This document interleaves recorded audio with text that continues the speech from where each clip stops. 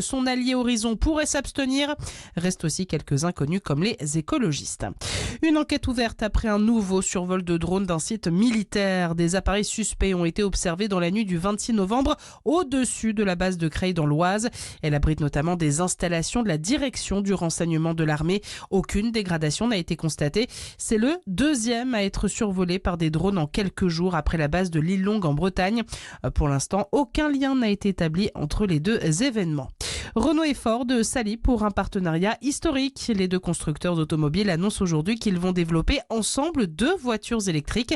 Des véhicules de la marque américaine seront ainsi conçus sur une plateforme de Renault dans le nord de la France. Les hôpitaux d'Île-de-France sous tension face à l'épidémie de bronchiolite. 16 bébés ont dû être transférés vers des établissements des régions limitrophes depuis le 17 octobre dernier. Entre le 24 et le 30 novembre, le nombre de passages aux urgences pour bronchiolite a augmenté de plus de 7% pour les moins de 2 ans. Et les populations d'espèces protégées ont augmenté en France, une hausse de 120% depuis 1990, selon WWF dans son rapport publié aujourd'hui. Les flamants roses en Camargue ont ainsi été multipliés par 4 depuis la mise en place d'actions de conservation. Et puis, 2 films d'animation français sélectionnés pour les Golden Globes 2026. Les nominations ont été dévoilées hier. Arco et Amélie et la métaphysique des tubes, 2 productions Made in France, sont nommées dans la catégorie meilleur film d'animation. Les Golden Globes, c'est le 11 janvier 2026. Excellente matinée à tous. Sud Radio, le 10h midi, mettez-vous d'accord, Valérie Expert. Bonjour à toutes et à tous, bienvenue si vous nous rejoignez sur Sud Radio pour les débats mardi 9 décembre. Nous allons débattre aujourd'hui avec Ariane Amadi. Bonjour, vous êtes spécialiste en communication politique, présidente de Kerman Consulting. Alexandra Spiner, enseignante déléguée spéciale en charge du décrochage scolaire à la région Île-de-France. Ergun Toparslan. Bonjour Valérie. Bonjour, délégué général de démocrates et progressistes. Et Mehdi Raïch, analyste politique. Bonjour à vous. On va revenir sur les 120 ans de la loi de 1905. C'est aujourd'hui l'anniversaire de cette loi. La laïcité est-elle en danger en France? Les sujets ne manquent pas. Faut-il rouvrir les maisons closes? C'est une proposition du Rassemblement national. On pourra en débattre. Qu'en pensez-vous? Et puis Trump également qui parle de l'effacement civilisationnel de l'Europe qui prend de mauvaises directions. Un peu raison. Bref, tous ces sujets avec vous. Et puis on va commencer avec le sujet polémique et un peu...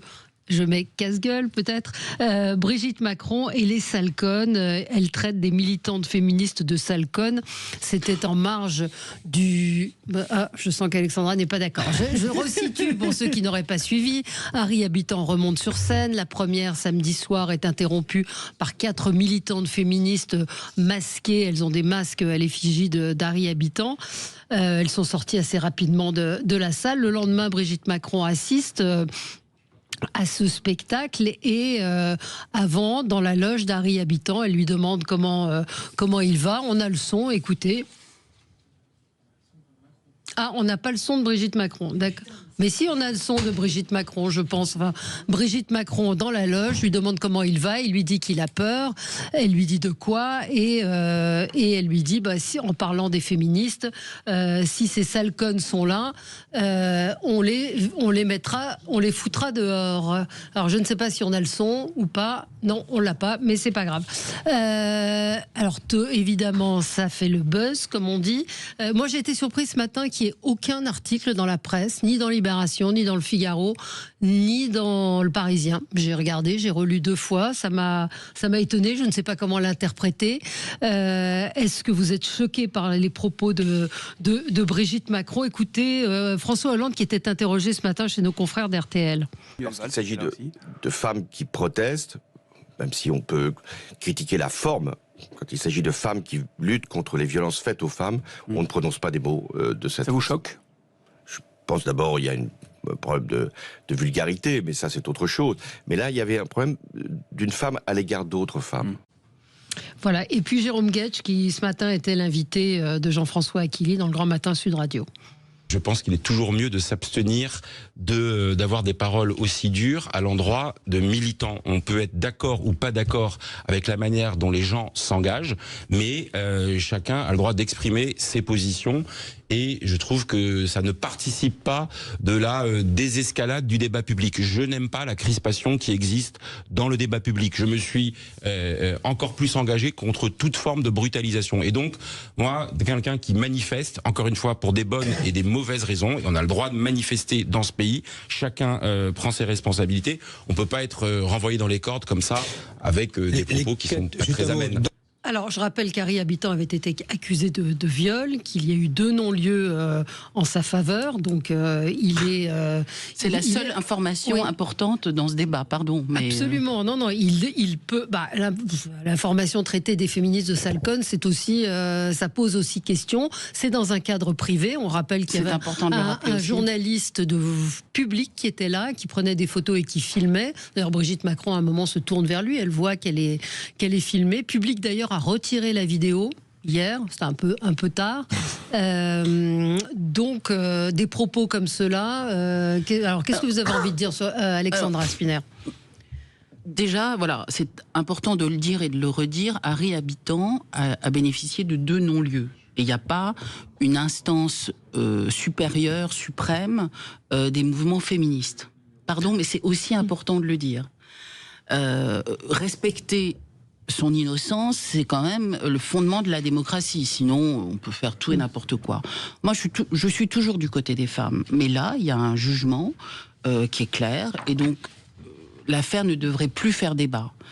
Maintenant, sur les propos de Brigitte Macron, les leçons d'élégance de monsieur François Hollande, pardon de vous le dire, mais bon, je pense qu'on pourra s'en dispenser.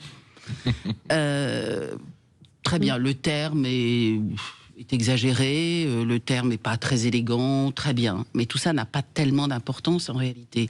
Elle a dit cela dans un cadre privé et ça n'aurait pas dû être diffusé. Je pense que c'est la seule chose qui est importante à dire. Et je trouve plutôt heureux. Moi, je ne me prive pas de critiquer et de dénoncer la politique du président de la République, mais je trouve que c'est plutôt heureux que la presse ait considéré qu'il ne fallait pas en faire un débat, parce que, pardon, à chaque fois qu'on parle maintenant de cette histoire des propos de la Première Dame, on rappelle des faits d'accusation de viol sur un homme qui a été déclaré innocent. Et c'est quand même remettre une pièce dans la machine. Elle a juste rappelé un chiffre, c'est que 1% des violences sexuelles, des violences contre les femmes seulement ont une condamnation. Que les mouvements féministes, quoi qu'on en pense, le militantisme, c'est ça non, aussi. Mais le militantisme, voilà. Non, mais voilà. Donc Et puis moi, je trouve que ça pose question sur la façon dont Emmanuel Macron, qui a décidé que ce serait une grande cause de son quinquennat, appréhende les choses. Je vous rappelle l'affaire Nicolas Hulot, où il y a eu un soutien considérable. Rappelez-vous la scène dans la salle des 4 colonnes avec Marlène Schiappa qui lui prend le bras. Rappelez-vous Gérard Depardieu qui est une fierté pour la France. Donc voilà, moi c'est ce qui me gêne, c'est cette parole des femmes. Oui, il y a eu un non-lieu. Oui, il est innocent. Néanmoins, il y a un truc, moi, qui me gêne dans si on met un petit peu tout ensemble. Alors, peut-être qu'on peut parler de la façon dont Emmanuel Macron a géré tous les grands sujets, tout ce qui devait être grand sujet, la cause des femmes, la santé mentale, enfin tout ça, qui ne sont que des gadgets et des annonces publicitaires. Ça, on peut en parler. Mais vous voyez, plutôt que de parler des propos de Brigitte Macron, moi, par exemple, nous avons à la région un sujet qui nous tient à cœur et sur lequel on veut faire avancer les choses considérablement, ce sont les violences faites aux femmes dans les transports, typiquement. Voilà, ça c'est un sujet dont nous voulons nous emparer et qui devrait vraiment nous fédérer. Les propos de Brigitte Macron...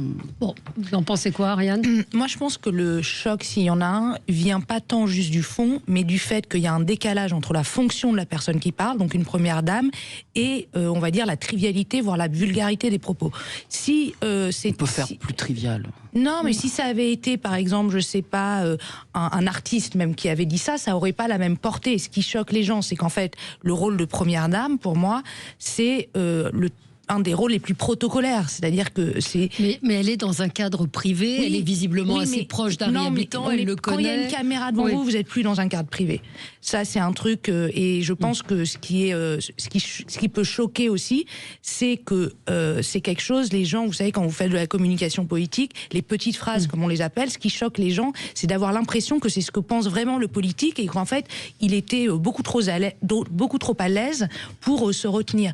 Et à un moment donné, quand vous avez cette caméra-là, je suis désolée, je pense que son erreur a été d'avoir eu l'impression, comme elle était en confiance avec des amis, etc., que c'était une conversation, et qu'en fait, non, elle avait, dès que vous avez une caméra devant vous, ici il y a des caméras, vous sortez de l'intimité, vous sortez de ce que vous pourriez dire ou pas dire avec vos amis, et vous avez un réflexe normalement de gestion de votre parole publique. Alors quand on parle de caméras, aujourd'hui, les appareils photos sont des caméras. Mais là, elle savait qu'elle était filmée. Mais je ne sais pas si en face d'elle, elle avait... sinon elle n'aurait pas tenu ses propos. Elle se tourne vers la personne qui est en train de filmer. Maintenant, la question, c'est est-ce que cet appareil photo était un appareil photo caméra, ce qui existe aujourd'hui, ou simplement un téléphone. Alors l'expression petite conne, sale conne. Oui, sale conne. Ouais. En fait, je rejoins sur l'idée du décalage entre la fonction de Brigitte Macron et son propos. Après, si ça avait été un homme... C'est une femme comme si on dit tous des trucs monstrueux dans évidemment, mais si ça avait été un homme, je pense que le décalage aurait été encore beaucoup plus grand. Donc au fond, ça me choque pas plus que ça. Alors une femme qui critique les femmes, vous avez entendu ce que dit François Hollande, c'est peut-être pire qu'un homme qui critique les femmes. C'est pas très élogieux, honnêtement. C'est vrai que c'est dans le cas d'une conversation privée. Après, comme c'est la première dame, elle doit aussi s'attendre à être filmée, donc elle doit avoir quand même quelque part une certaine retenue à avoir ce type de propos. Par contre, je rejoins un peu ce que dit Alexandra et ce que tu disais Valérie sur le fait que en France, le contexte d'augmentation des violences sexuelles qui sont faites aux femmes, ça c'est un véritable sujet. Bien sûr. On est à plus 9% et plus 10%. Je crois qu'on est à plus 41 000 agressions recensées, sans compter toutes celles qui ne sont pas recensées, et les femmes qui ne parlent pas sur ces sujets. Donc pour moi, le vrai thème, il est là. Donc ce que dit Brigitte Macron est quelque part pas très élégant, mais le vrai sujet derrière, je suis désolé, c'est la violence sexuelle faite aux femmes, pas que, faite aussi aux enfants. Tout à l'heure, on parlera de l'ASE. Donc, pour moi, c'est pas un vrai sujet au fond. C'est plus symptomatique de quelque part l'inimité qu'on peut avoir envers Emmanuel Macron et ce qu'il n'a pas fait sur cette cause-là. C'est plus représentatif de ça. C'est un vrai sujet qu'on doit dénoncer. 0826 300 300, évidemment, si vous voulez réagir à ce sujet. Est-ce que vous avez été choqué par les propos de Brigitte Macron? Certains me disent elle n'est pas première dame, ce n'est pas un statut, c'est une façon de parler. Martine qui nous reprend. Elle a raison de le dire, Martine. Mais vous savez, il faut rappeler, ce sont des mots réconfortants à un artiste dont apparemment elle est proche, qu'elle dit dans un cadre privé. Je suis certaine que ça ne veut pas dire que soudainement Madame Macron n'est pas pour la défense des femmes. Alors un auditeur, François me dit, ça n'empêche pas que Brigitte Macron a raison de dire ça sur les néo-féministes. Les néo-féministes ne dénoncent jamais les violeurs étrangers. Alors après, on peut revenir sur c'est un autre débat. Il y a différents groupes de militantes, il y a différents groupes de féministes, mais le militantisme, c'est ça aussi. C'est aussi ça. Ça provoque ce type de réaction. Les suffragettes, les fémènes, c'est des actions. Et heureusement qu'on a des violentes. militantes. Oui, Ergun. Surpris notamment sur ce qui a été dit tout à l'heure par rapport à la forme, dans le sens où on a la première dame depuis le premier quinquennat est extrêmement attentive à la communication extérieure, ce qui est dit, comment les messages sont passés également. C'est pour ça que ce petit incident d'hier, moi, m'a beaucoup surpris, parce que même s'il n'y a pas d'appareil photo, on sait aujourd'hui, n'importe quel responsable politique ou dirigeant d'entreprise doit faire ultra attention. Il n'y a plus de privé, en vrai, à part quand on est tout seul. Quand on est tout seul dans sa chambre, encore. Et encore, donc on est dans une époque où vraiment les choses s'accélèrent, et je vais utiliser un terme que le président de la République aime bien, il y a une révolution anthropologique sur les sujets-là. Et le président de la République en 2017 2017 avait pointé le sujet de l'insécurité des femmes dans les transports en commun. Il n'avait rien fait pour cela, pardon. Il l'avait pointé. Après, maintenant étant dans le camp présidentiel, on peut faire un bilan de ce qui a été fait sur ces sujets-là. Il pointe beaucoup de sujets qui n'ont pas été traités pendant ces mandats. Entre 2017 et aujourd'hui, on voit que sur les sujets-là, il y a une accélération de l'histoire. Il y a une modification du militantisme. Donc, plutôt que critiquer les militantismes, on peut s'engager, être militant si on veut une autre forme d'action. C'est sûr qu'on peut imaginer, moi je pense que ça n'aide pas la cause d'agir comme cela dans des spectacles ou autres, d'aller au-delà des décisions de justice, mais il faut pas non plus se cacher derrière son petit doigt. Il y a un problème de société. Les violences faites aux femmes augmentent et la libération de la parole des femmes est toujours freinée. Donc ces féministes agissent en prenant en compte toutes ces considérations-là. Donc voilà, la première dame, je pense que j'étais un peu surpris de ce manque de vigilance, sans donner plus d'importance sur les termes qui ont été utilisés. Oui, moi je veux dire deux choses. Je suis totalement d'accord avec le caractère invisible d'un certain nombre de violences, mais en termes juste de communication de crise, vous comprenez que si quelque chose est invisible, une prise de parole sur quelque chose qui est sous-côté, invisible de la première dame, forcément quand c'est Salcone, parce qu'on l'a pas entendu parler de façon aussi franche sur ce sujet, ça fait péter. Enfin, c'est pas complètement délirant non plus. Ensuite, je voudrais dire aussi une dernière chose, c'est que en réalité, sur la question du néo-féminisme, etc., c'est très clivant dans l'opinion publique. Donc elle prend peut-être un risque sur la forme, mais elle va mettre gagner beaucoup de des gens de son points côté, absolument. quand même sur l'idée que ce que dit votre auditeur, qu'en gros les féministes sont des extrémistes. Et voilà, désolé d'être un peu... Voilà. On se retrouve dans un instant avec vous, on va parler de la laïcité, la loi de 1905 à 120 ans aujourd'hui, et on se retrouve dans un instant. Sud Radio, le 10h midi, mettez-vous d'accord, Valérie Expert. C'est bientôt Noël, vous savez. Vous avez peut-être vu les décorations, les sapins, tout ça. Et nous jouons évidemment à Sud Radio. Nous vous proposons de jouer avec nous. Et aujourd'hui, sous le sapin, je sais pas, il n'y a pas un jingle ? Normalement, il y a un jingle. Sous le sapin, vous avez la possibilité de jouer pour 2 places pour le spectacle des Chevaliers du Fiel à Poitiers. Donc il faut envoyer sapin par SMS au 7 20 18 pour voir le nouveau spectacle Vacances à Dubaï qui est en tournée dans toute la France. Et on vous donnera le gagnant ou la gagnante dans quelques instants à la fin de l'émission. La laïcité, parlons-en. La laïcité est-elle en danger? La laïcité est-elle menacée? On en parle évidemment très souvent ici à Sud Radio, mais aujourd'hui c'est l'anniversaire de cette loi de 1905. Emmanuel Macron a publié ce matin sur X une vidéo. Regarde, écoutez. La laïcité, c'est la liberté. Grâce à la loi de 1905, la République nous garantit en effet la liberté de penser, d'exprimer ce que nous voulons. La liberté de croire comme celle de ne pas croire, la liberté de prier, de philosopher, de dogmatiser, la liberté de l'esprit, la liberté de rire, la liberté de caricaturer. Cette loi dit aussi que la foi n'est pas au-dessus de la loi, que personne ne peut imposer à l'autre une façon de croire sa religion parce qu'il estimerait que sa foi serait supérieure à la loi. Vous me permettrez de parodier, de reprendre Dalida, des mots, toujours des mots, encore des mots, parole. Là, vous avez la musique, comme par hasard, la musique elle revient. Voilà. Parole. Enfin, c'est magnifique, c'est très beau, c'est formidable. C'est important. Oui. C'est important. Victor Hugo disait quand une idée rencontre la France, ensemble elles font le tour du monde. Oui. Et la dernière grande idée, c'était la laïcité. Ça fait 120 ans, c'est pas rien. Et si on veut passer des mots aux actes, nous par exemple, on soutient qu'elle fasse entièrement partie de la devise de notre pays. Liberté, égalité, fraternité, laïcité. C'est une proposition qui est faite par Guillaume Lacroix du Parti radical de gauche et on pense qu'elle peut être intéressante pour être traitée. Surtout que c'est un sujet contemporain. Aujourd'hui. C'est moins compliqué, Aujourd'hui, mais il faut se rappeler aussi le contexte dans lequel cette loi est sortie. C'est une loi de compromis en fait. À l'époque, il y avait 2 options qui étaient sur la table le 9 décembre 1905. Une option où l'ensemble du fait religieux de la religion serait géré par l'État, une laïcité un peu séculaire.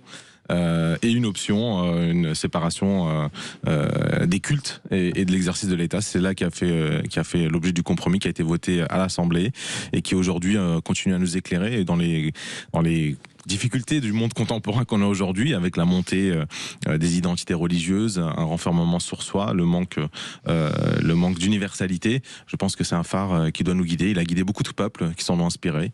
Et je pense que dans les combats contemporains, il sera d'autant plus d'actualité. C'est pour ça que je soutiens cette proposition de l'affirmer un peu plus, encore plus, toujours plus. Oui, est-ce qu'on n'est pas très en retard? Est-ce qu'on s'est pas laissé un petit peu dépasser et déborder par la religion?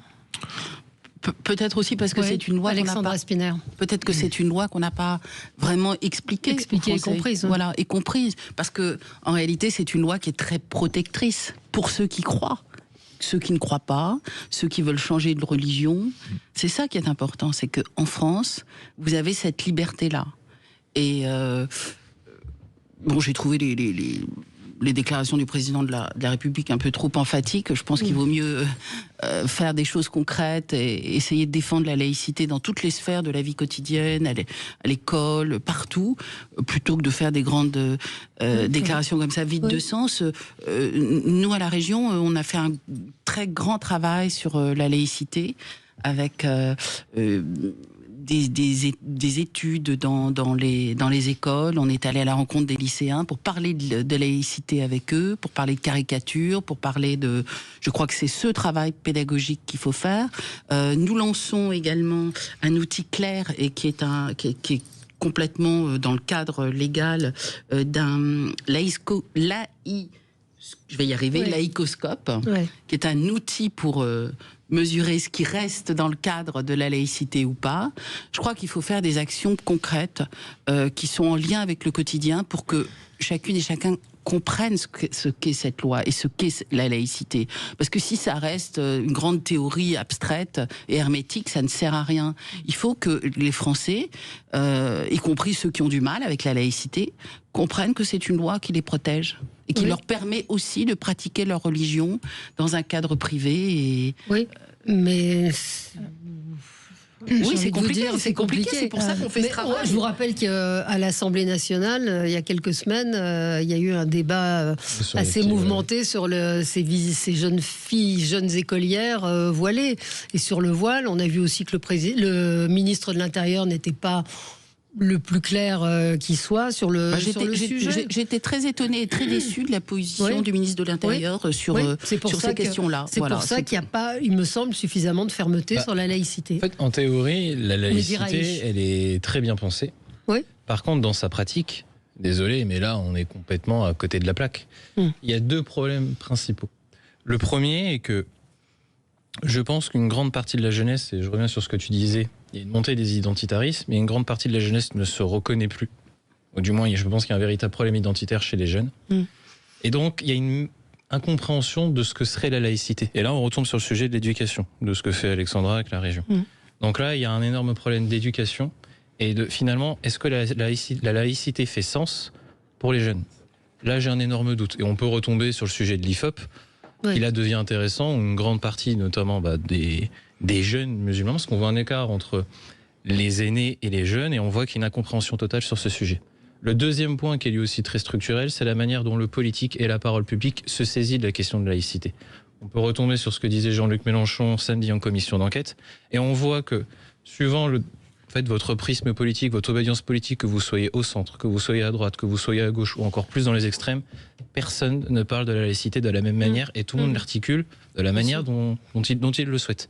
Donc ça crée un enchevêtrement, j'ai envie de dire, entre des problèmes éducatifs, qui est un vrai problème structurel, et une parole publique et politique qui, quelque part, va accentuer ce phénomène d'incompréhension. Donc oui, la laïcité, aujourd'hui en France, elle est en danger. En théorie, ça marche très bien. On a eu, je pense que c'est effectivement une loi exceptionnelle. Voilà, c'est la théorie, ça marche très bien, mais dans la pratique, je pense qu'on est totalement à côté de la plaque en 2025. C'est un bon début, déjà que la théorie, ça marche. Oui. Alors, on va prendre un auditeur. On a Jean-Pierre. Pardon, je vous donne la parole après, Ariane. Jean-Pierre, est-ce que vous pensez que... Bonjour, vous nous appelez de la Ciotat. Est-ce que vous pensez que la laïcité est en danger ? Oui, mais je crois que on a mis 5 minutes là à prononcer le mot musulman. Moi, je vais dire en pratique, en 1905, il n'y avait quasiment pas de musulmans en France métropolitaine, puisque je rappelle que l'Algérie à l'époque était française. Mais en France métropolitaine, il n'y avait pas de musulmans quasiment. Donc aujourd'hui, il faut quand même dire les choses. La seule religion qui pose des problèmes avec la laïcité telle qu'elle a été conçue en 1905, c'est la religion musulmane, avec les manifestations publiques. Et cette espèce de volonté de mettre la religion au cœur de tout. Le sondage de l'IFOP sur ce qui se prépare à l'avenir présente, je dirais, les difficultés telles qu'elles sont. Et là, on n'est plus dans la théorie, on est dans la pratique. Donc il va falloir non pas expliquer à toutes les religions, mais à une seule, ce qu'est la laïcité. Il va falloir en revenir au principe de discrétion dans l'espace public et de séparation totale entre le culte et l'État. Donc ça, c'est ça qu'il faut rappeler. Et pas à toutes les religions, parce que toutes les autres religions l'ont compris, et largement compris. Donc soit on refuse de nommer les choses, soit on nomme les choses. Et nommer les choses, ça veut dire avoir la capacité à être courageux et à accepter la réalité. Et tant qu'on ne nomme pas les choses, on n'est pas courageux. Et on fait du Macron. On fait du Macron. On fait comme si il n'y avait pas de problème. On fait comme si il n'y avait pas d'échéance grave. On fait comme si tout allait bien. On rappelle qu'on a droit aux caricatures, mais concrètement, quand un prof présente des caricatures et qu'il se fait décapiter, qu'est-ce qu'on fait derrière ? Oui. Mais enfin, oui, non, mais on entend ce que vous dites, et on rappelle que la loi de 1905, c'était pour contrer l'Église catholique. Il y avait des cas de. Alors on va y revenir, et on va vous rester avec nous, Jean-Pierre, et Ariane pourra réagir à ce que vous venez de dire, et sur le fait effectivement de nommer les choses, de dire là où sont les problèmes aujourd'hui, qui posent problème à la laïcité, qui posent question à la laïcité. 0826 300 300, est-ce que vous estimez que la laïcité est en danger ? On vous attend au standard de Sud Radio. À tout de suite. Cette année, la radio officielle du Sud Radio, le 10h midi, mettez-vous d'accord, Valérie Expert. Et on est ensemble avec vous sur Sud Radio. Nous parlons de la loi de 1905 qui fête ses 120 ans aujourd'hui. La laïcité est-elle en danger ? On avait ce débat pendant la publicité. Est-ce qu'elle est plus en danger qu'il y a 20 ou 30 ans ? Mais peut-être Jean-Pierre qui est toujours avec nous et qui disait il faut nommer les choses. Et aujourd'hui, la laïcité se retourne contre nous. Il faut la redéfinir. Ariane, qu'est-ce que vous voulez répondre à Jean-Pierre ? Alors, à Jean-Pierre, je veux juste dire qu'il est totalement dans une tendance plus générale, qui est qu'il y a toujours un consensus au niveau de la laïcité, mais que les interprétations de la loi changent. Donc, ce que je veux dire à Jean-Pierre, c'est deux choses. C'est qu'un, il y a une grosse partie de l'opinion publique qui trouve que il y a 20 ans, c'était quelque chose dont on ne parlait même pas, parce que c'était tellement naturel, en fait, qu'il y avait même pas de... Chacun vivait la religion chez lui, dans son foyer. Je demande aux auditeurs, est-ce que vous, il y a 20 ans ou 25 ans, quand vous regardiez la télévision, quand vous écoutiez la radio, est-ce que c'était à ce point, est-ce que même on se demandait si elle allait disparaître ou si elle était menacée. Ensuite, ce que je veux dire aussi à notre auditeur, c'est que c'est peut-être... vous êtes d'accord avec lui, d'une certaine manière.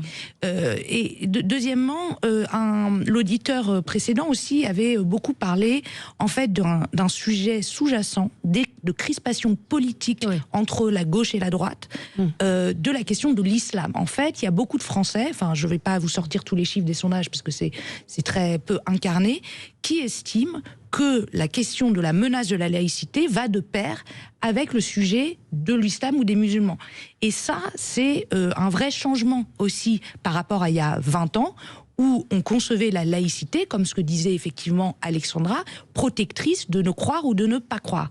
Donc on a, j'ai presque envie de dire, une responsabilité, communicants, journalistes, hommes et femmes politiques, sur la question de refaire de la laïcité un sujet de rassemblement et pas un sujet de division.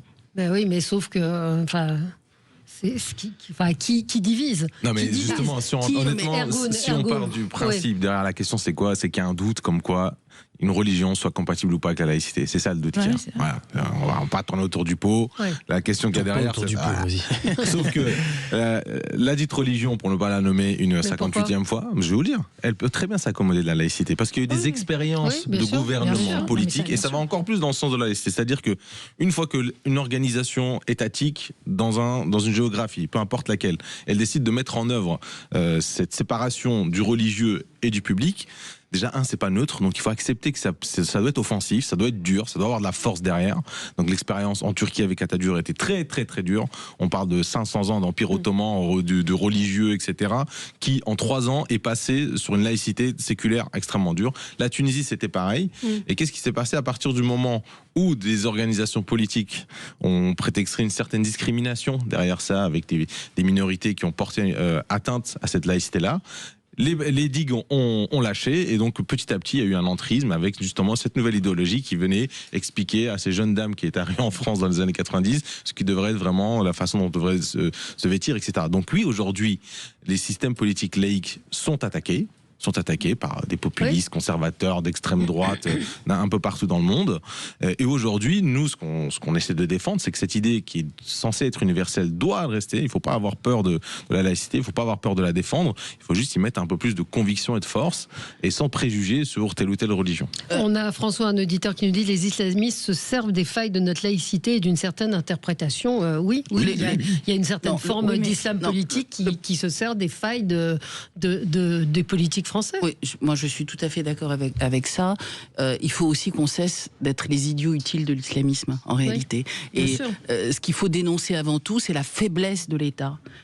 Que des femmes et des hommes politiques puissent dire très tranquillement: c'est pas grave s'il y a des petites filles voilées dans l'hémicycle de l'Assemblée nationale, ça n'est pas acceptable en réalité. Et les islamistes profitent complètement de nos faiblesses et de notre volonté misérable. Bien sûr, d'accommoder tout le monde. Voilà, on peut pas s'accommoder.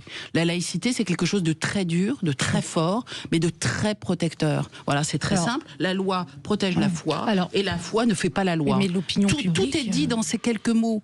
Et on voit bien que le travail que nous avons fait à la région dans les lycées, on voit bien que quand on explique les choses, ça devient quelque chose de très clair et de très praticable dans le quotidien. Après les politiques, je pense que l'opinion publique, c'est vrai que ça ressort plusieurs fois, mais je ne suis pas certain qu'en 1905 l'opinion publique soit très en faveur. Mais bien sûr que non.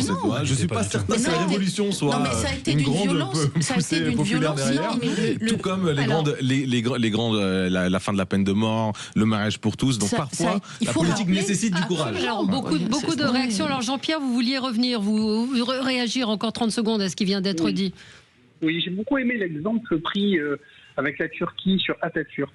Atatürk déclare que la Turquie sera laïque, et pour ça, il tue 1,5 million de chrétiens. Alors, il faut quand même regarder les choses en face.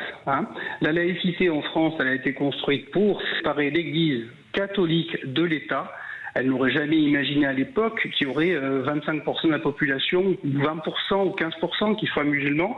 Et quand j'étais tout petit à Marseille, il n'y avait pas une femme voilée, quel que soit son âge. J'en voyais pas une. Alors, si on me dit qu'aujourd'hui, toutes les religions posent problème à la laïcité, je dis que c'est faux. Il n'y en a qu'une seule, et qu'il va falloir que la République, ou la France plutôt que la République, soit aussi dure avec des musulmans qu'elle a été avec les catholiques, qui est quand même la religion mère de la France. Merci de votre intervention, Jean-Pierre. On a beaucoup de réactions au standard. Il y a des pays qui ont les mêmes problèmes et qui veulent s'inspirer de la France. Je pense au Québec, qui a passé une loi assez récemment qui interdit le voile pour tout ce qui est administratif. Et le débat sur la laïcité est aujourd'hui très très vif également là-bas. On a en ligne avec nous Jean. Bonjour Jean. Bonjour. Vous nous appelez de La Roche-sur-Yon. Est-ce que pour vous, la laïcité est en danger aujourd'hui en France ? Mais complètement. Alors, je vais rebondir d'abord sur ce que dit Jean-Pierre. Je viens de dire Jean-Pierre très justement. C'est qu'en fait, il faut être encore plus dur. Et c'est pas du non-égalitarisme. Il faut être encore plus dur avec la religion musulmane qu'avec la religion catholique. Pourquoi il faut être encore plus dur ? Tout simplement parce que dans les gènes de cette religion... Attention à ce que vous dites. Attention à ce que vous dites. Pourquoi on n'a pas le droit de dire... on peut pas dire tout... Si, allez-y. Non, mais vous dites les gènes et religions. Allez-y. Si on n'a pas le droit de parler en vérité, en honnêteté et en humilité, ça pose problème. Non, mais allez-y, je vous laisse aller au bout. Donc vous dites que l'islam est porteur du djihad. Pourquoi il faut être plus dur? Parce que cette religion est beaucoup plus dure, ou on va dire, allez, parce que je vais être gentil, parce que je suis encore calme pour l'instant. Merci. Cette religion est plus dure vis-à-vis de la société française, européenne et mondiale que la religion catholique. Et déjà, sur ce postulat-là, nous sommes d'accord. Non, pourquoi plus qu'une autre religion? Toutes les religions sont dures, il faut arrêter d'être dans la naïveté, elles sont très très dures les religions. Si vous regardez autour de vous, il y a moins de contraintes pour les catholiques aujourd'hui. Je sais pas pourquoi elle est plus dure pour la France, l'Europe et le monde. Pardon? Pourquoi elle est plus dure pour la France, l'Europe et le monde? Il y a des contraintes plus dures, me semble-t-il, non? Ça dépend si on veut l'appliquer ou pas, tout dépend de le curseur où on le met, quoi. Bon, continuez, Jean. Alors, je continue ma oui, allez-y. Pourquoi elle est plus dure? Parce que l'essence, le principe de cette religion, c'est de rentrer en guerre contre toutes les autres religions. On est d'accord sur ce deuxième postulat? Alors, je sais pas, mais ça, c'est le début de toutes les religions. Il faut l'expansion. Donc, oui, à l'époque, c'était des guerres. Est-ce que les religions sont prosélytes? Attention. Il n'y a pas eu de guerre de religion. Non, le judaïsme n'est pas une religion prosélyte. tous à la fois, vous avez raison, Jean. Il n'y a pas eu la guerre, il n'y a pas les croisés, il n'y a pas eu de guerre. Peut-être que Mehdi peut vous répondre. Il est spécialiste. C'était des combattants, quand même. Spécialiste de l'islam. Alors... En vrai, je peux pas. À cette question-là, on peut répondre. En fait, il n'y a pas vraiment de réponse tranchée, oui ou non. C'est que soit vous posez dans un certain cadre, islam sunnite, islam chiite, et là vous sortez les textes de jurisprudence, le fiqh. Et là, on peut parler de djihad offensif, de djihad défensif, effectivement. Mais de dire que c'est dans les gènes de la religion, que c'est une religion offensive, ça serait associer le musulman, qui lui a le droit, il a tous les droits, à l'islam. Et ça, c'est quelque chose que je ne veux pas faire du tout. Les musulmans, ils ont leur pratique. Je ne veux pas aller retirer le vol à ma grand-mère ou penser que c'est une djihadiste en puissance. C'est pas le cas. Donc il y a l'idéologie qui, elle, on peut combattre. Et là, effectivement, on peut se poser sur un plan purement théorique et on peut démonter par A plus B pourquoi ça serait offensif, pourquoi ça ne l'est pas, pourquoi on peut parler de djihad, pourquoi on ne peut pas le parler. Par contre, d'associer ça aux musulmans, là, c'est autre chose. C'est intrinsèque à toutes les religions. Oui, moi je suis d'accord avec. Oui, ça peut être entre vous avez peur du tour des jours du pot, quoi. Non, parce que la violence est intrinsèque à une époque de l'histoire de l'humanité. Il y a des personnages. Il y a 400 ans. Il y a 400 ans, il y a 1500 ans, il y a 2000 ans, il y a eu la guerre, il y a eu des croisades, il y a eu des guerres, l'Empire byzantin et les Ottomans, ils ont fait la guerre. C'était des chevaliers. Mais le sujet, là, pas peur. C'est-à-dire, c'est l'histoire. Je réponds à la question sur l'islam. Pas tous en même temps. Je réponds à la question sur l'islam. Je veux dire, à un moment donné, ça va. Il n'y a pas de problème pour critiquer l'islam. Mais en fait, toutes les religions vont bien, à part celle-là. Il faut arrêter de se mentir un peu. Est-ce qu'aujourd'hui, on a des attentats catholiques? Est-ce qu'aux chrétiens, est-ce qu'on a des attentats au nom de la... Il ne faut pas mettre tout dans l'histoire de l'humanité. Uniquement, on a parlé que c'était le grand danger pour l'humanité. On parle d'aujourd'hui. La question, c'est la laïcité est-elle en danger aujourd'hui? Il y a des religions qui ont fait leur mutation, qui ont fait leur réforme, qui sont arrivées au XXIe siècle avec une organisation qui marche bien, d'autres qui l'ont pas encore fait suffisamment. Est-ce qu'on peut tomber d'accord sur le fait que peut-être l'islam n'a pas encore fait cette révolution? Elle peut pas. C'est ce qu'on disait la semaine dernière. Elle peut pas le faire. Et que très concrètement, on peut se poser la question de la République et l'islam. C'est un vrai. Et on peut avoir ce débat. Pas besoin de parler trop de religion. Non, mais on peut avoir ce débat sans donner l'impression. Moi, je considère que une grande majorité des musulmans sont tout à fait capables et à même de vivre avec le principe de laïcité, et que c'est une petite frange qui finalement nous fait basculer dans cette violence. Mais à un moment, il faut aussi dire les choses. Je veux dire, on n'a pas. Alors, on doit marquer une petite pause, mais on aura toujours Jean en ligne. Jean, vous n'êtes pas censuré, vous avez la parole, vous pourrez parler. Il y aura Véronique également qui veut réagir, et Ariane qui n'a pas eu la parole. C'est un sujet qui, en tout cas, ma liberté d'expression à moi, là. Absolument. Allez, à tout de suite. Sud Radio. Sud Radio. Parlons vrai. Parlons vrai. Sud Radio. Parlons vrai. Sud Radio, le 10h midi, mettez-vous d'accord, Valérie Expert.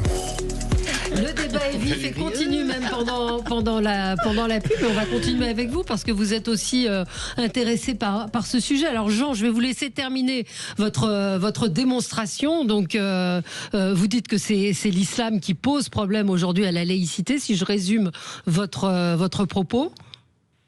Tout à fait. D'accord. Et donc pour conclure, vous dites quoi? Qu'est-ce qu'il faut faire si la laïcité est en danger? Ce qu'il faut faire, simplement, c'est respecter la laïcité, c'est respecter la loi, c'est respecter le droit et d'être en conformité avec ce qui est les fondements de la France et de la République. Et sans oublier nos racines françaises, européennes sont des racines chrétiennes. Pas de la République, je suis désolé. Les racines de la France. De la France, mais pas de la République. Ne mélangez pas la République. Je suis d'accord avec vous, mais pas de la République. Il faut être très clair là-dessus. Les racines de la République, ce sont les Lumières, ce sont des idées, c'est une philosophie. Laissez terminer. Mais la laïcité, on peut pas faire un méli-mélo de tout. La laïcité, c'est le droit de croire ou de pas croire. Exactement. C'est pas l'agnostique, c'est pas le. On est d'accord. Ben non, croire ou ne pas croire. Oui, mais agnostique, ça veut dire vous avez des pays où on vous dit vous n'avez pas le droit de croire en tel Dieu, vous êtes obligé de croire en celui-là. Donc la laïcité vous autorise à avoir une religion, à pratiquer votre religion, et c'est le fondement même de la laïcité. Alors on va laisser terminer Jean parce qu'on a. Pardon, Jean. Allez-y. Respecter, en fait. Donc il faut respecter toutes les religions et il faut respecter, y compris ceux qui ne sont athées. Bien sûr. Je suis pas d'accord. Donc ça c'est le troisième postulat. Et après, le souci que nous avons aujourd'hui, c'est qu'en fait, ils veulent que leur religion soit au-dessus des règles et des lois de l'État. Donc soit au-dessus du régalien. C'est pas possible. Merci Jean. Peut-être que. J'ai un point de dissension avec. Il faut respecter la religion. Ceux qui ont le droit, ce sont les individus. Oui. Donc je respecte l'individu. Par contre, si j'ai envie, et là on tombe sur le sujet de la caricature, si j'ai envie d'attaquer très sèchement une religion, je vais pas me priver. Donc là-dessus, quand on dit il faut respecter les religions, là je suis pas d'accord là-dessus. Moi je respecte uniquement les individus qui ont des droits. C'est leur droit le plus strict, le droit d'être respecté. C'est la dignité humaine. Alors laissez terminer Mehdi. Et Ariane qui n'a pas parlé sur le sujet, peut-être répondre à ce que dit Jean. En fait, moi, ce que je trouve intéressant, je l'ai dit pendant la pause, c'est que Jean a parlé, effectivement, selon lui, il pense que les musulmans, ou en tout cas la religion islamique, est peu compatible en l'état avec la République et la France. Et à peine a-t-il dit ça que tout le plateau s'enflamme. Donc, ce qui est intéressant, sans préjuger. Moi, je suis communicante politique, donc je suis pas là pour dire qui a tort, qui a raison, mais ça dit aujourd'hui quelque chose de très fondamental, qui est que quand vous parlez laïcité d'un point de vue politique, sur un plateau de télé comme sur un plateau de radio, eh bien, en fait, tout se cristallise autour de la question des musulmans. Et donc, on est sur un sujet avec une forte tendance dans l'opinion publique qui associe la menace de la laïcité à la religion musulmane. Deuxièmement, ce que disait Jean, vous lui avez posé une question très intéressante, vous avez dit, qu'est-ce qu'on fait ? Je pense que ce qui traverse l'opinion publique sur la question de la laïcité et sur, en fait, leur inquiétude, c'est qu'ils ont l'impression qu'on ne peut rien faire. Et c'est vrai que c'est une loi, donc tout ce qu'on peut a priori faire, c'est sur les pratiques, à l'école, Alexandra en parlait, essayer de faire avancer l'éducation, la sensibilisation mais il n'y a pas une loi que vous pourriez passer. Faire appliquer la loi. Oui, mais faire appliquer la loi sur des questions de mœurs, c'est plus difficile que faire appliquer une loi qui dit le taux d'imposition va augmenter de 3% demain.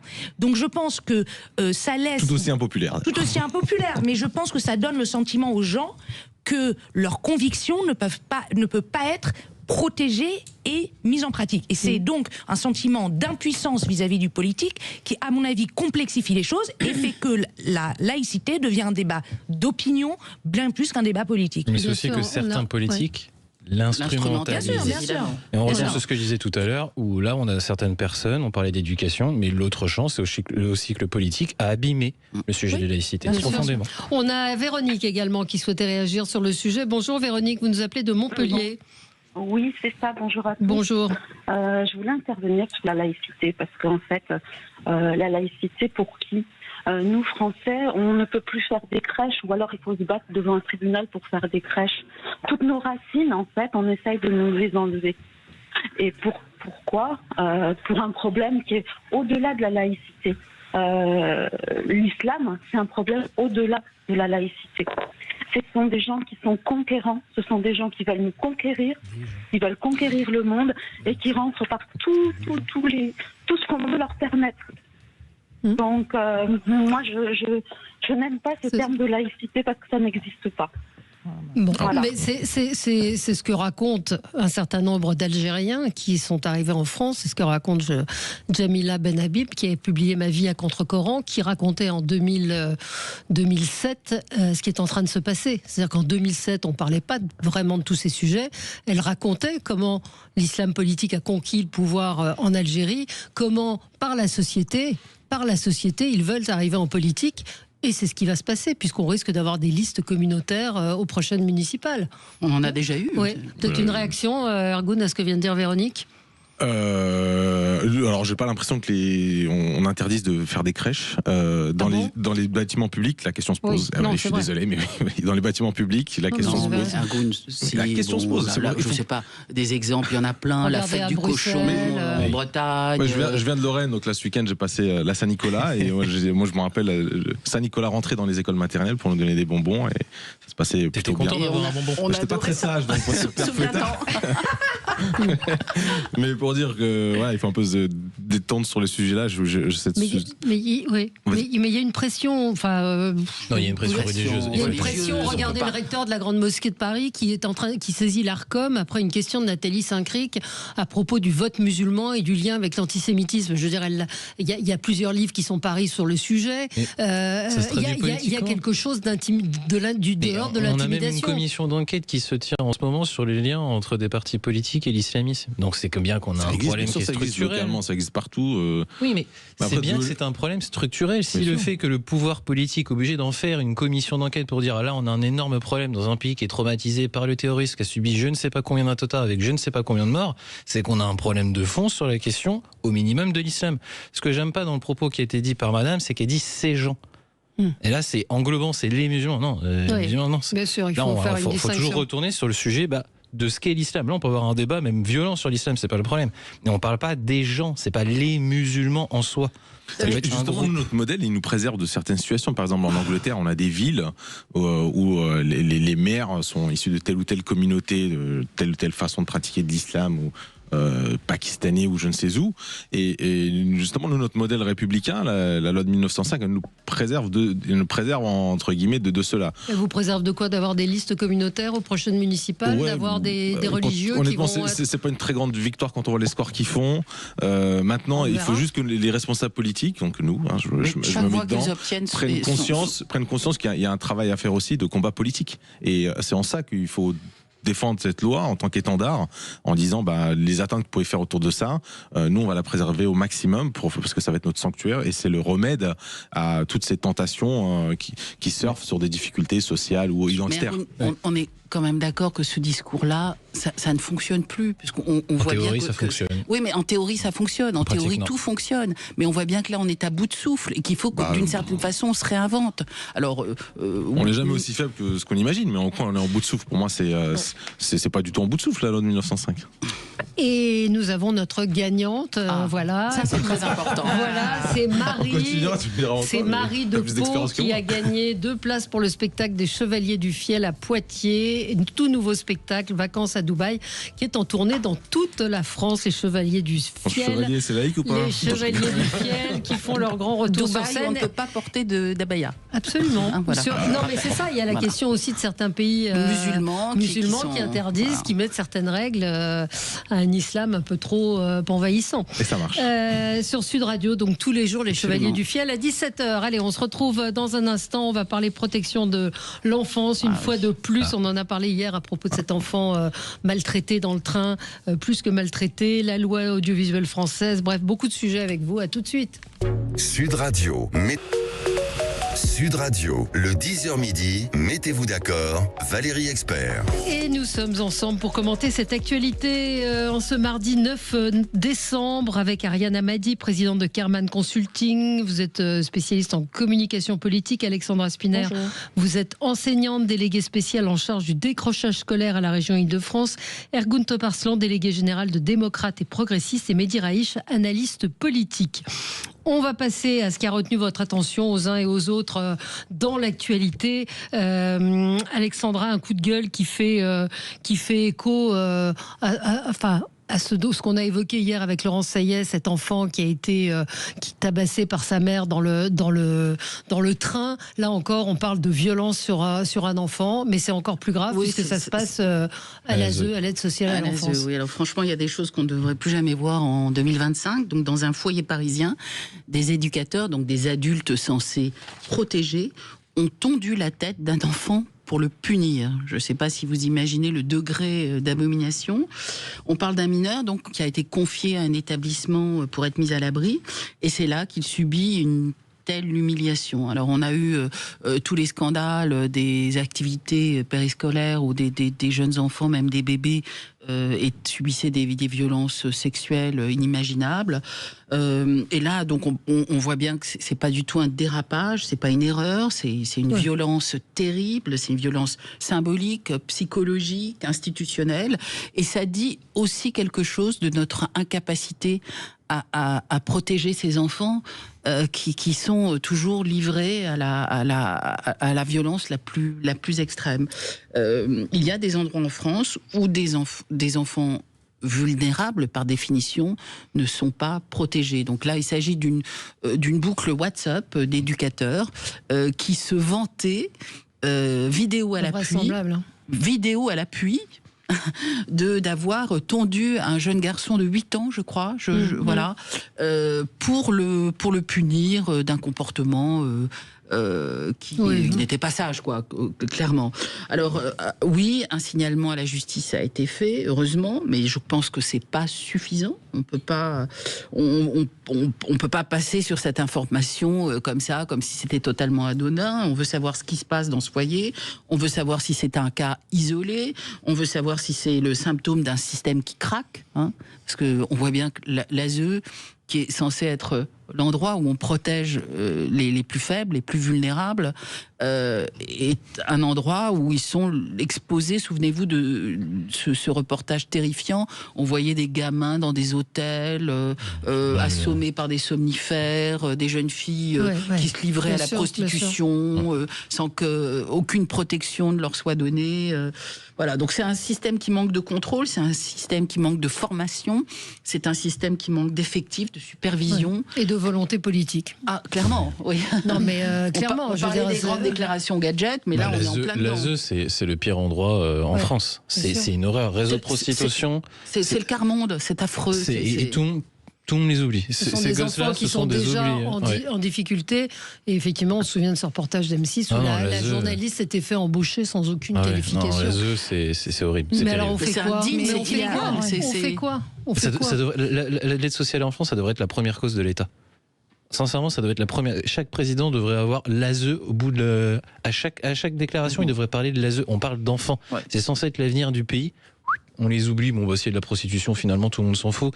Il suffit qu'un journaliste s'y intéresse pour dire attention, il y a un problème de prostitution à l'ASE. Je ne sais pas si on se rend compte, il y a du proxénétisme là-dedans.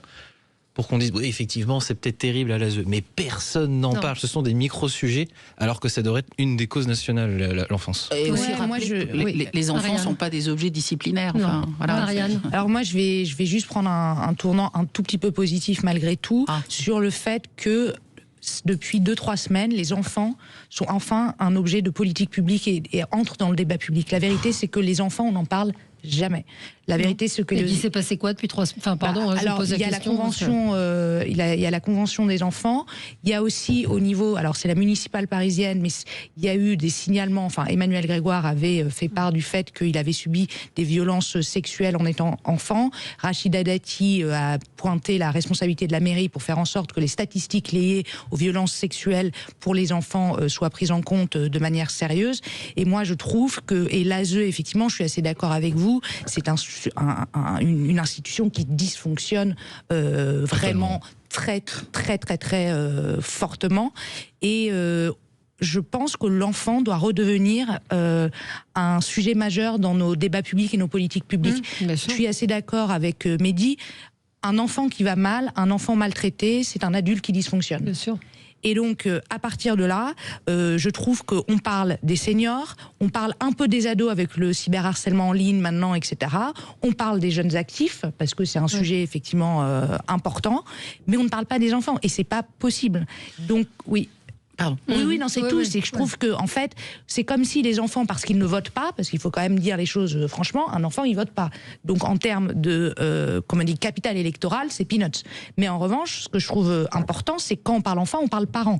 On avait parlé la dernière fois des aides à la parentalité, etc. Donc, il faut un peu élargir le spectre en se disant que éduquer un enfant, c'est éduquer des parents, et que, effectivement, avoir des enfants en bonne santé, c'est une société saine à l'avenir. Ouais. Vous avez quand même 20 000 mineurs qui seraient prostituées, et 80% d'entre elles, donc ces jeunes filles complètement vulnérables, sont placées sous la garde de l'aide sociale à l'enfance. Voilà, ça sont des chiffres. Et moi, je suis désolée, j'ai quand même l'impression qu'on est dans le bavardage depuis des années. S'il y avait une réelle volonté politique, on n'en serait pas là. Oui, Ergun. Ouais, je partage surtout qu'il y a des grands enjeux liés à la gestion de cette aide sociale à l'enfance. Il y a une disparité territoriale, malheureusement.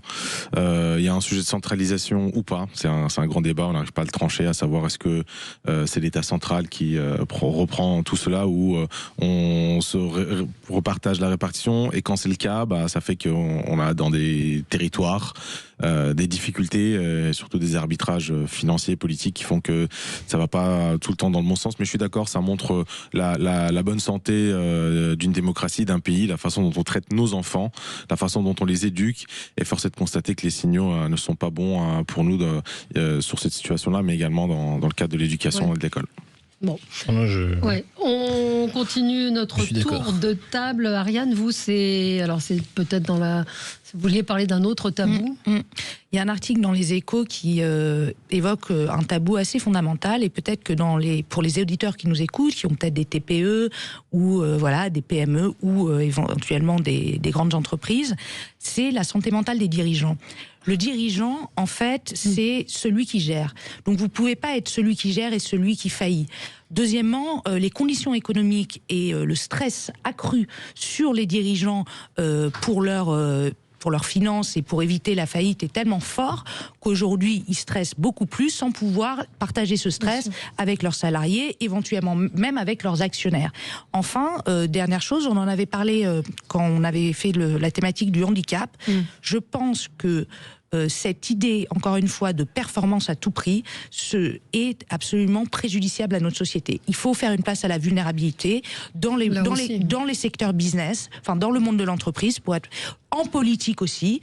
C'est-à-dire qu'il faut arrêter de penser que se dévoiler sur une vulnérabilité va vous apporter plus de désavantages que d'avantages. Il n'y a pas de mal à être vulnérable. C'est d'ailleurs un des premiers moyens aussi de s'ouvrir à l'autre et de renforcer les liens, que ce soit entre salariés et patrons, que ce soit entre citoyens et politiques, et que ce soit entre citoyens eux-mêmes. Donc voilà, je trouve la santé mentale, c'est un des autres sujets, grands chantiers théorique. Qui est chez les jeunes, chez les jeunes, la santé mentale chez les jeunes, c'est une catastrophe. C'est une catastrophe. Il y a un taux de dépression extraordinaire chez les jeunes, depuis notamment le Covid. Le sujet, c'est de pouvoir le montrer. C'est-à-dire que si vous êtes en dépression et qu'en plus vous vous dites c'est la honte, je peux pas le dire. C'est un cercle infernal. Vous comme n'importe qui pète un plomb à un moment. On va marquer une pause et on se retrouve dans un instant avec vous sur Sud Radio.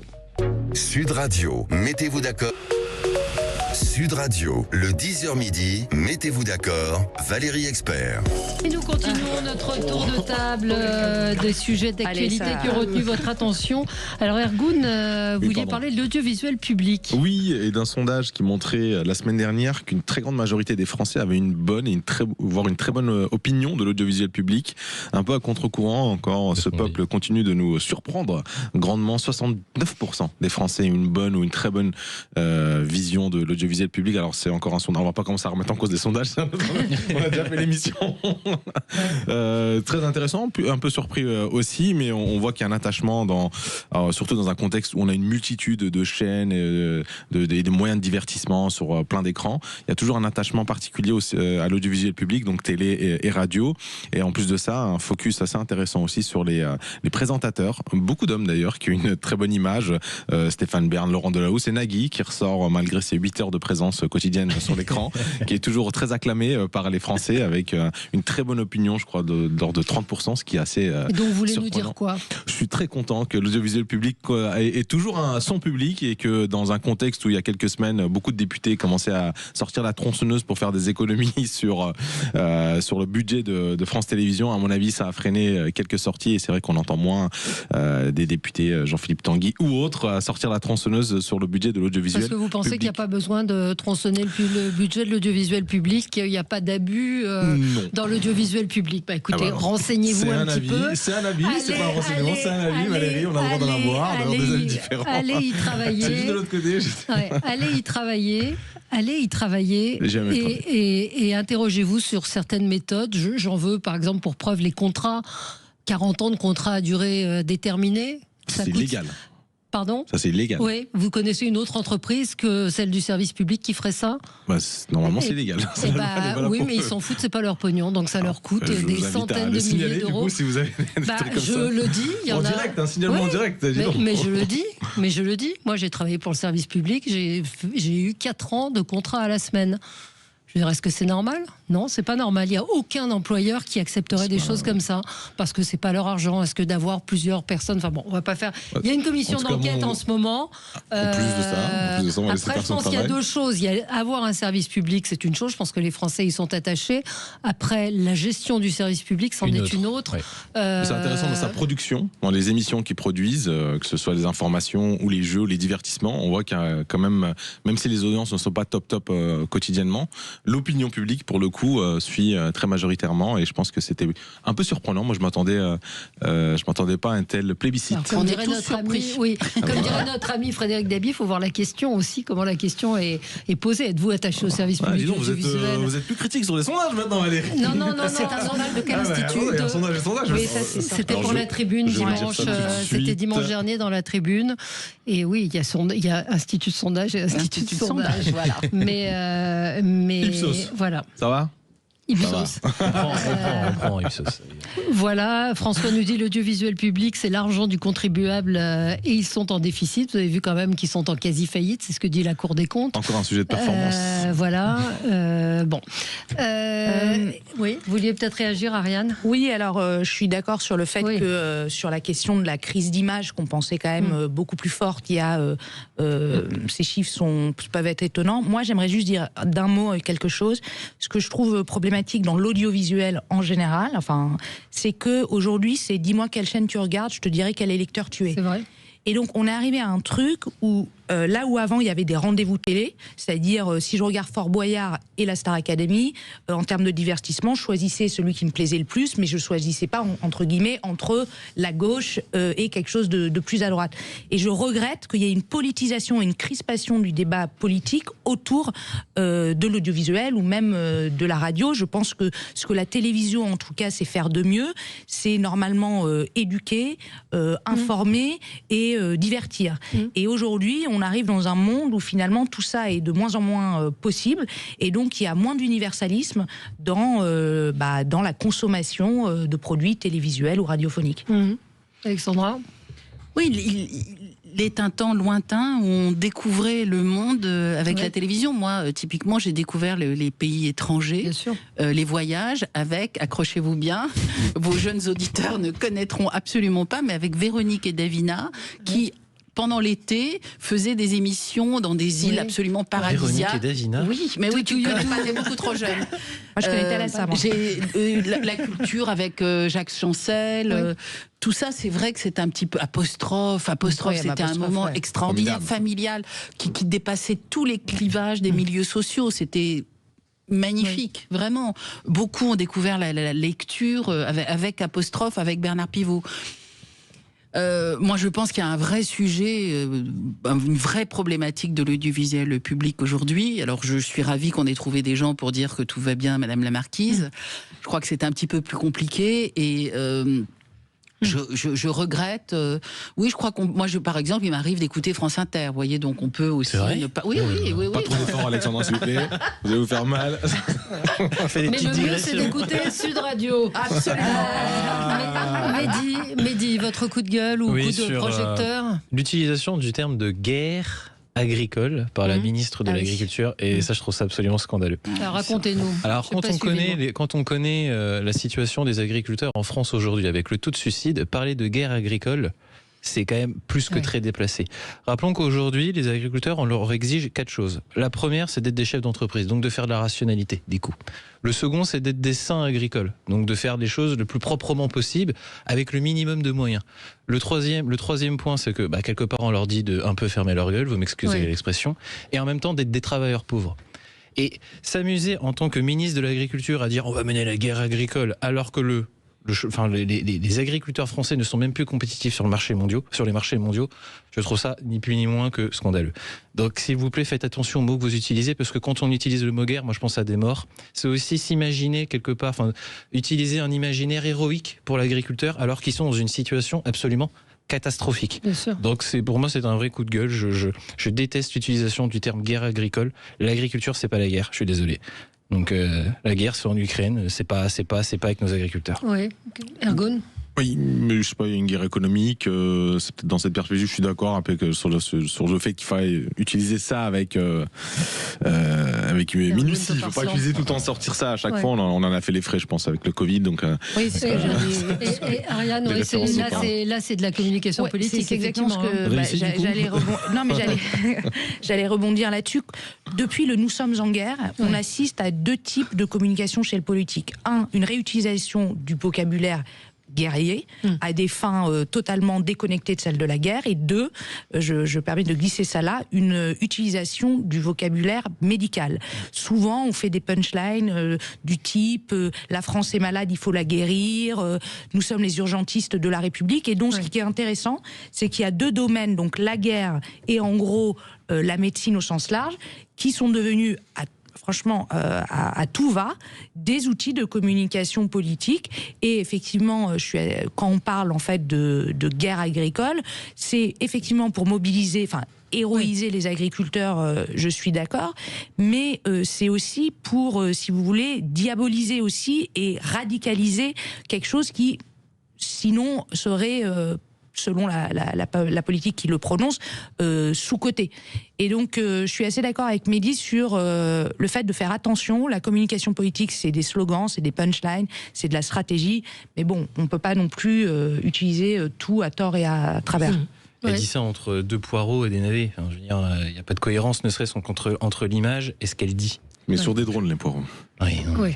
Ce que j'aurais préféré. Alexandra Spinner. Alors sur le débat sémantique, je suis tout à fait alignée avec Mehdi, mais moi j'aurais préféré que la ministre de l'Agriculture fasse la guerre au Mercosur. Vous voyez.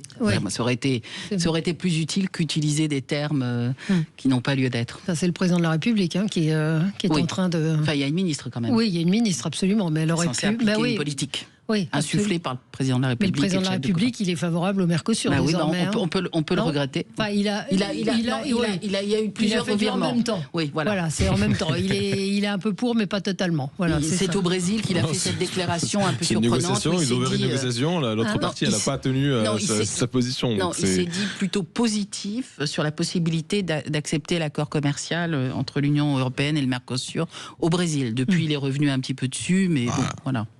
Oui, c'est terminé pour aujourd'hui. Déjà ? Merci, merci à tous les 4. Dans un instant, on va parler, ça va être plus apaisant. Fabien Lecoeuvre, on va parler de musique, de chansons, les petites histoires des chansons.